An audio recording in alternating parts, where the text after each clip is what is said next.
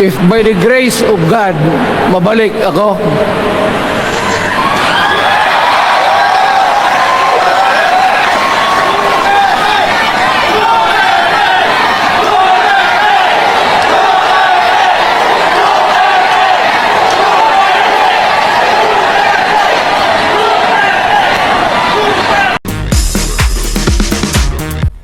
milagro lang naman yan, hindi ba yan totoo? Utang ina kung mabalik ako, arestuhin ko kayo lahat for the swindling of the Filipino people. Noong unang panahon, wala naman tayong kamuangmuang, wala naman tayong kalaban, wala namang nagagalit sa atin. Pumunta ang Espanyol at inagaw ang ating lupa, pinira. For 400 years, nagtiis ang Pilipino, subjugated by foreigners. Then, during the American and Spanish War, natalo ang Espanyol at napunta ang ating bayan sa Amerika. Anak ng grabe ang tiis ng Pilipino, yung mga lolo natin, kung gaano na lang sila pinahirapan. Alam mo noon, kung hindi ka magsimba, ay may mga pari nandyan, they know the history of Christianity. Alam mo noon, kung hindi ka magsimba, 10 palo sa katawan mo. No longer in politics. I am not a candidate. Nahirapan nga ako mag-akyat ng hagdanan. I am 80 years old. 79 lang, pero hindi binibilang yan eh. Sabi malas daw. Sabi ng asawa ko, 80 na ako. Sige, 80 na. Pero nung lumabas itong People's Initiative, okay man yan. Abogado ako. There are 3 ways of amending the Constitution. Mag-constitutional convention, mag-election tayo sa political districts ng representante para sa assembly to convene there and propose changing or modification of our Constitution. Itong People's Initiative, pati itong Congress, they would convert the Congress into a constituent body and propose the Constitution. Alinuan dyan sa lahat, it will be submitted to the people for ratification. Ang problema dito, ako, Mr. President, Ma'am Lisa Araneta Marcos, hindi ninyo ako kalaban. Wala akong sinasabi ng masama. Hindi lang ako makakampanya noon. Alam mo, iniiwasan ko ito. Itong panahon na ito talaga ang iniwasan ko kasi papipilitan ako ngayon magsalita laban sa gobyerno. Alam mo, Mr. President, hindi ako magiging ng tawad. Kagawan mo yan eh. It is your responsibility sa sarili mo. What you do in this world binds you. Iyo yan. Huwag mong sisihin ang ibang tao kasi sarili mong utak at katawan yan. Nung ako'y mayor, pinakitaan ako ng evidence ng PDEA. Doon sa listahan, nandoon yung pangalan mo. Ayaw kong sabihin yan kasi magkaibigan tayo. Kung hindi magkaibigan, magkakilala. Eh, ikaw pumapasok kayo ng alanganin. Mr. President, baka susunod ka sa dinaanan ng tatay mo. Diyan ako takot. Ayaw ko mangyari sa iyo yan. Mabur lang ako namang nagmamakaawa kasi it will divide the nation at magdugo itong panahon na ito. Sa umpisa pa lang, binibili na ninyo yung signature ng Pilipino. Yun ba ang People's Initiative? You know, national, provincial, city, munisipyo, then di barangay. Yan ang echelons ng power sa gobyerno. Hindi naman ninyo gigamit ang barangay at binigyan mo ng 20 milyones isa't isa sa kanilang mga congressman. At binibili ang Pilipino. Alam ninyo kung ano yan? Kaluluwa ang ninyo ang binibili ng taong bayan. Hindi ako mapayag ng ganun. Nakapag-aral ako, hindi naman ako ignorante. Bakit ka mag-people's change? Ang malas ng Pilipinas, every president, almost all, pag upo na dyan sa Malacanang, walang ginagawa kung mag-isip ang mga putang ina kung paano pahabain ang termino nila. That's the problem. Bakit ganon kayo? Ang demokrasya may eleksyon. Para naman, tignan ninyo, Presidente Osmeña Bisaya. Ang napaalaala ko ba, Garcia, Bisaya. Then Magsaysay, Ilocano. Then si Quirino, Ilocano. Ganun dapat. Ang eleksyon is a cleansing process. Gumagalaw yan, huwag mong pigilan. Ngayon, kung ikaw nandyan, naupo ka, you stop the process of governance, hintuin mo, kasi pahabain mo ang termo mo. Gusto mo, sabi ko nga sa iyo, Mr. President, kaibigan kita, Bingo. Pag pinilit mo ito, lalabas ka ng Malacanang, kagaya noong panahon na pinalayas kayo. Alam ninyo, kung hindi na talaga ito mapigilan, nandyan ang military pati pulis, makinig kayo. Pag-aralan ninyo kung ano yung pinapakain nila sa taong bayan. At pagka nakita ninyo kung ano ang mali, you correct it. Nasa inyong kamay na yan. Ganito yung plano. Presidential, tapos parliament. Ang presidential, lahat kayo, ako, ikaw, lahat, hanggang doon, nagboboto, direct vote to elect a president. Itong parliament, prime minister lang ang magboto, yung mga assembly who are the congressmen now. Putang ina ninyo, wala akong tiwala sa inyo. Wala kayong prinsipyo, bukang pera kayo lahat. Yan ang totoo. Kaya gusto ko, pag nagka-letse-letse nga pumasok ang military, palitan ninyo lahat. Arestuhin ninyo kasi nagsasayang ng pera at yung ginagastos nila is a fraud, swindling ang ginawa nila. You must account for the wasted money, for the money that you bought the signature of a Filipino. Bribery. Magdasal lang kayo. If by the grace of God, mabalik ako,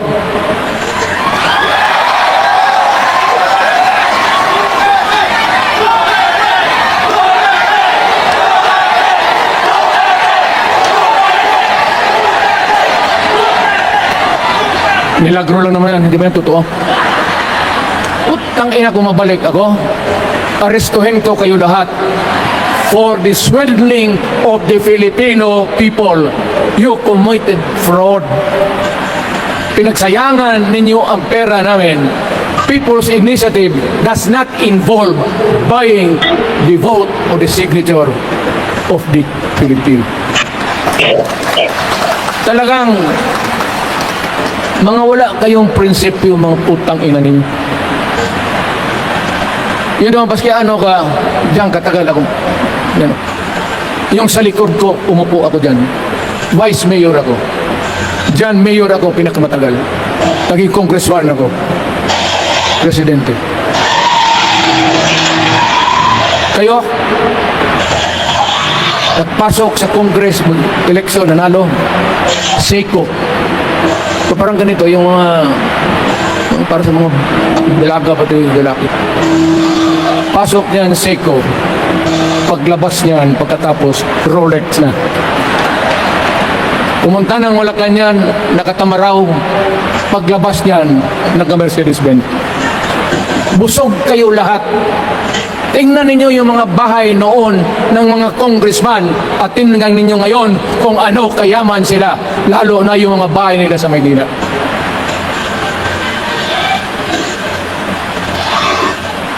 Wala kayong masabi sa akin. Alam mo bakit diretsano ko magsalita?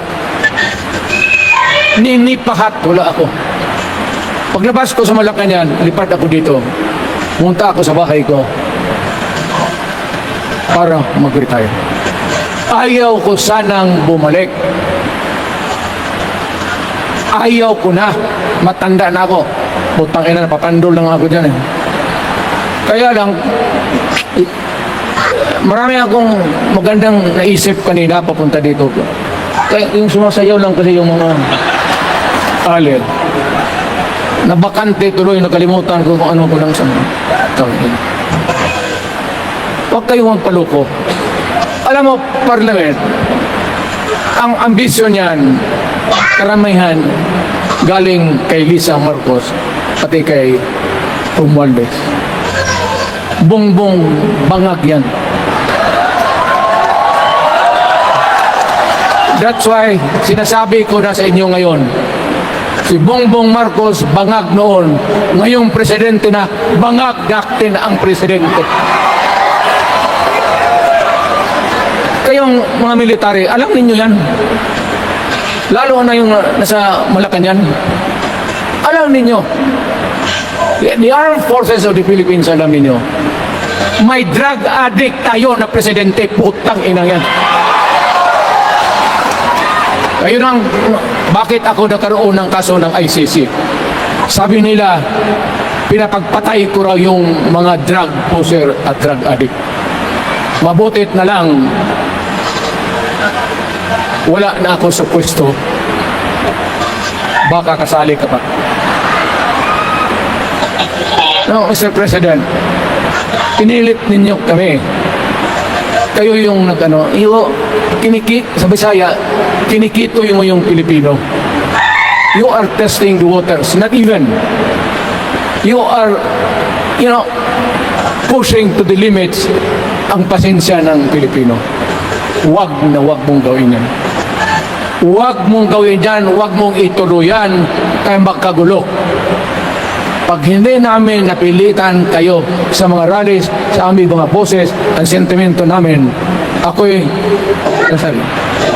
sinasabi ko sa military, nag-hemorrhage ang bayan, gastos dito ng gastos doon. Tapos kung mag-speech, ang pinag-usapan ang putang inang pobreng Pilipino. Gastos dito, gastos doon. Mga military, maawa kayo sa bayan. Pag hindi namin kaya, gawin na ninyo. Gawin ninyo, kawawa ng Pilipino.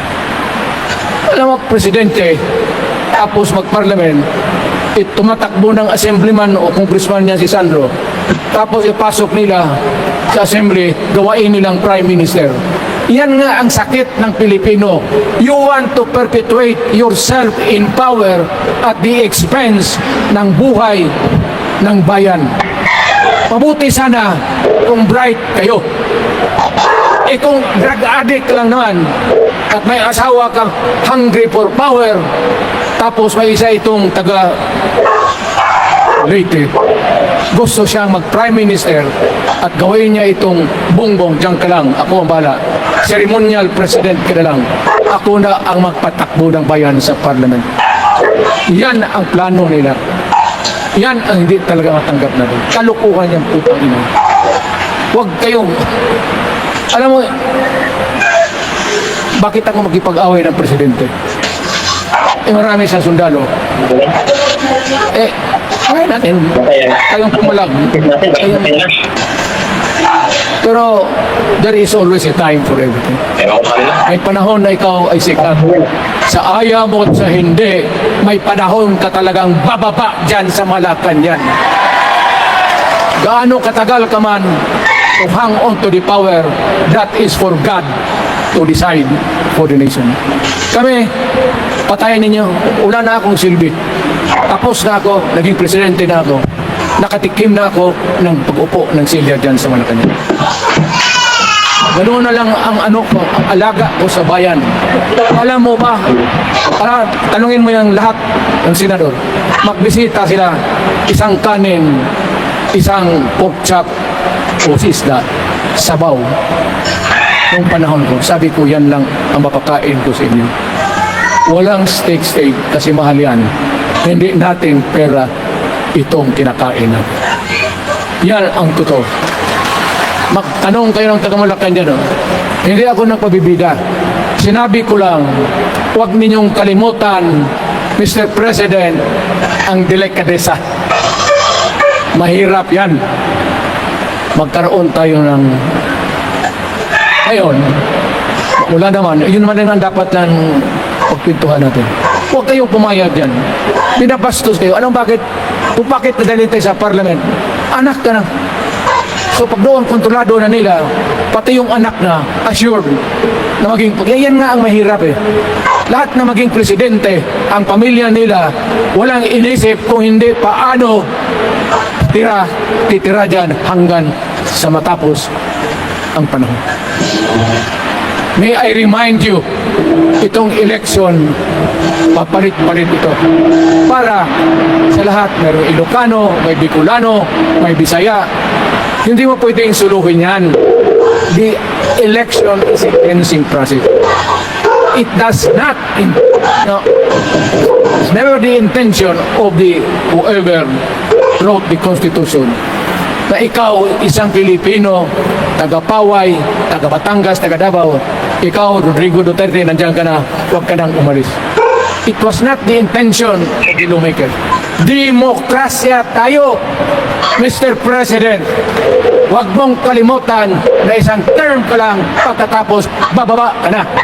Pag ayaw mong bumaba, putang ina magkagulo ang bayan, sabihin ko sa inyo. Ngayon, nakikinig kayong mga military. Gusto ninyong iwasan ang dugo? Kayo lang ang makapigil nito. Putang ina, pigilin mo yung kalukuhan na yan.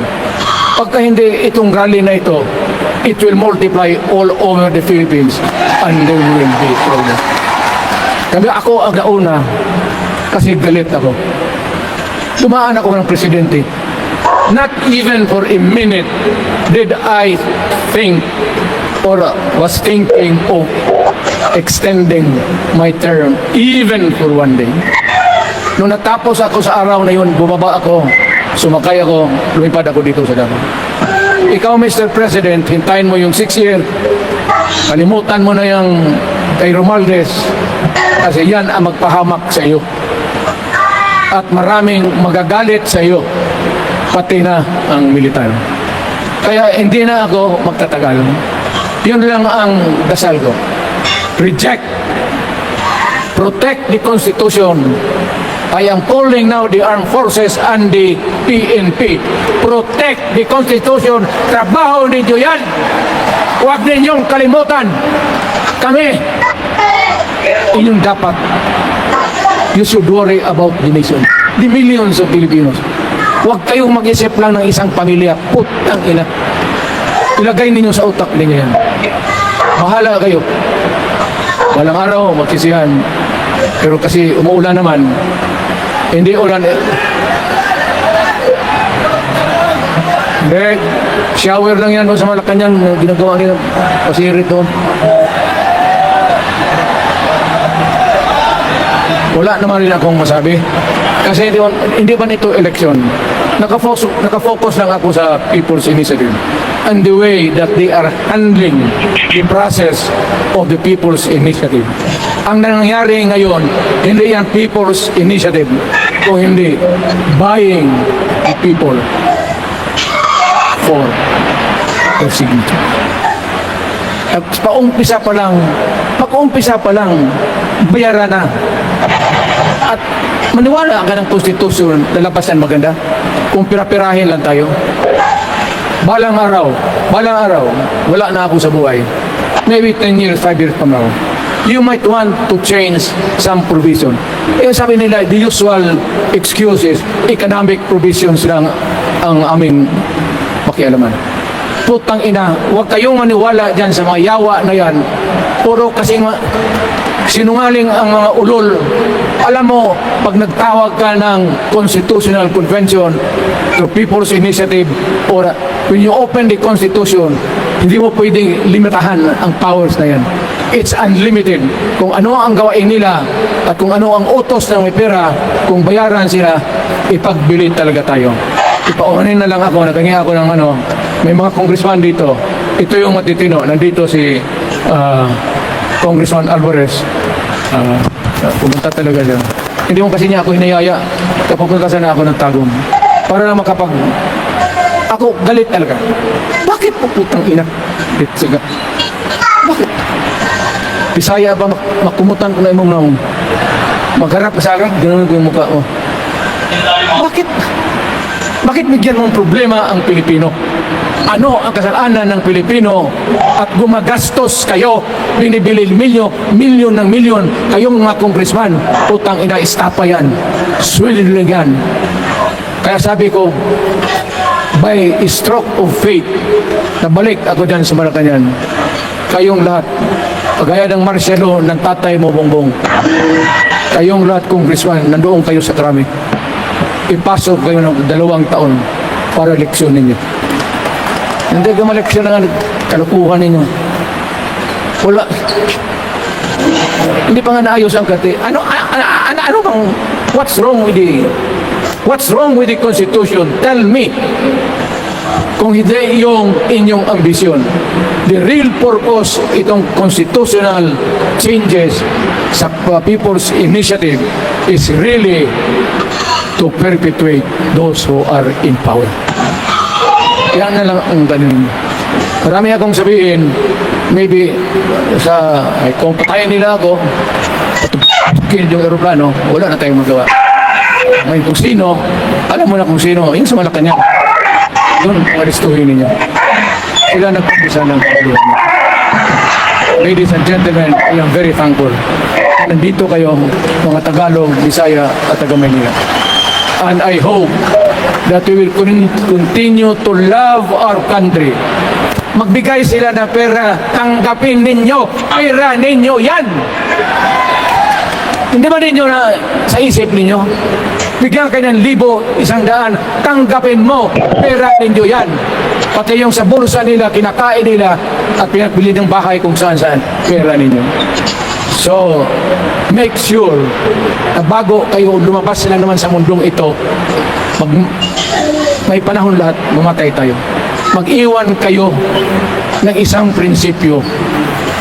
Sabi ninyo sa mga anak ninyo, tinanggap ko yung pera kasi pera natin ito, ibili natin pagkain. Pero yung prinsipyo natin, huwag natin ipagbili. Yan ang iiwan mo sa mundong ito para sa mga anak ninyo. At yan ang dadalhin mo sa langit. Pagka sinabing, San Pedro, anong nagawa mo? May ginawa ako para sa bayan. Tapos magsabi San Pedro, ano pa? Yung mga ibang bagay na ginawa mo, mga kasalanan, mga kabit, gano'n. Sabihin mo kay San Pedro, nandito ako sa langit para makipag-isa sa Diyos. Pag hindi ka tumahimik, yung manok mo, hawakan ko, ilambos ko yan sa ulo mo.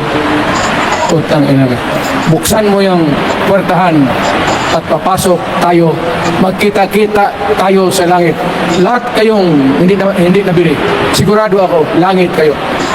So, kaya basing anong kasalanan niyo, okay na yan. May guarantee na kayo yung passes. Mahalaga yan as a matter of principle. Prinsipyo sa tao. Maraming salamat po.